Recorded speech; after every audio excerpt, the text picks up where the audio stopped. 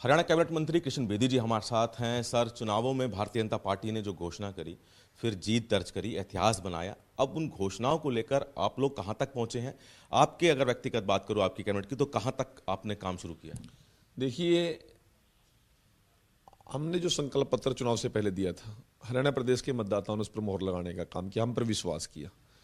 और जब जनता जनार्दन विश्वास करती है तो उन उम्मीदों पर खरा भी उतरना पड़ता है।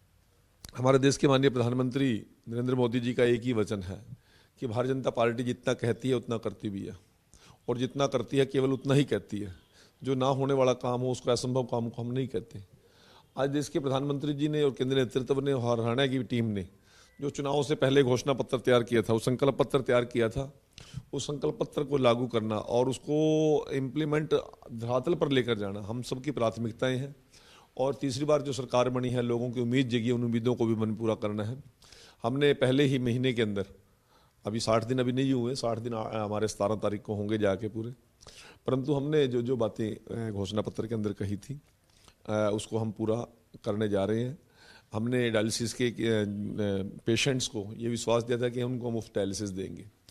1,20,000 HKRN के कर्मचारियों को कहा था कि आपको रोजगार की गारंटी देंगे, तो हमने वो विधानसभा में पारित कर दिया।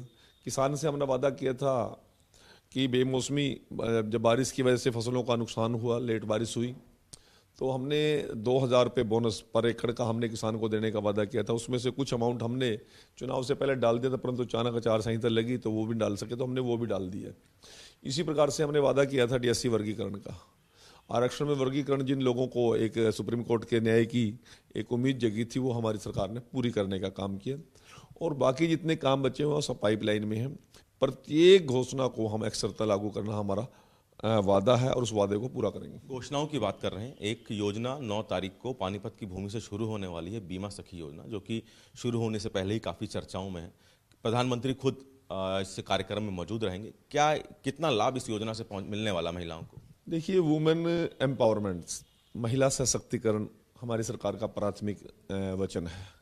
और वो वचन पत्र के अंदर जो जो बातें प्रधानमंत्री जी ने कही हैं, उसमें से एक वचन को पूरा करने के लिए एक महत्वाकांक्षी योजना, देश के प्रधानमंत्री बीमा सखी योजना, वो लागू करने की एक बहुत बड़ा मेगा प्लान उन्होंने बनाया है और उसकी लॉन्चिंग पॉइंट पानीपत में रखा है। हमारे लिए सौभाग्य की बात है कि हरियाणा की धरा प्रदेश के प्रधानमंत्री जी पहले भी बेटी बचाओ बेटी पढ़ाओ अभियान की शुरुआत कर सके हैं। और पूरे देश के अंदर महिलाओं के अंदर जिस प्रकार से भ्रूण हत्या को लेकर और महिला अत्याचार को लेकर एक बहुत बड़ी जागरूकता पूरे देश में फैली है, उसी प्रकार से हम इस बीमा सखी योजना को भी लॉन्च प्रदेश के प्रधानमंत्री पानीपत की धरा से करेंगे।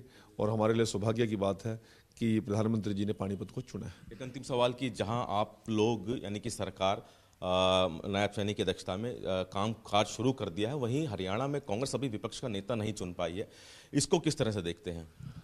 अब देखना तो क्या है, मुद्दा विहीन कांग्रेस, नेता विहीन कांग्रेस, नेतृत्व विहीन कांग्रेस और नीति विहीन कांग्रेस और विपक्ष का कमजोर होना एक लोकतंत्र के लिए बड़ा घातक है। आज ये कांग्रेस वैसे तो पूरे देश में मृतप्राय है, परंतु हरियाणा के अंदर तो बहुत बुरी दुर्दशा है।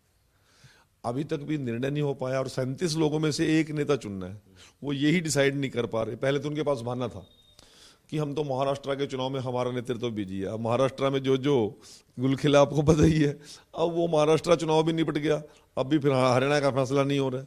तो बहुत ये क्या कहते हैं हम, डेमोक्रेसी का एक हास है। कांग्रेस इतनी बड़ी राष्ट्रीय पार्टी और 125 साल पुरानी पार्टी का आज इस प्रकार का पतन हमने विपक्ष का कभी नहीं देखा। बहुत शुक्रिया। तो हरियाणा कैबिनेट मंत्री कृष्ण बेदी जी ने इन्होंने कई अहम मुद्दों पर सूर्य समाचार से खास बातचीत की। कैमरामैन प्रियदर्शन के साथ दिल्ली से सूर्य समाचार के लिए विनय सिंह।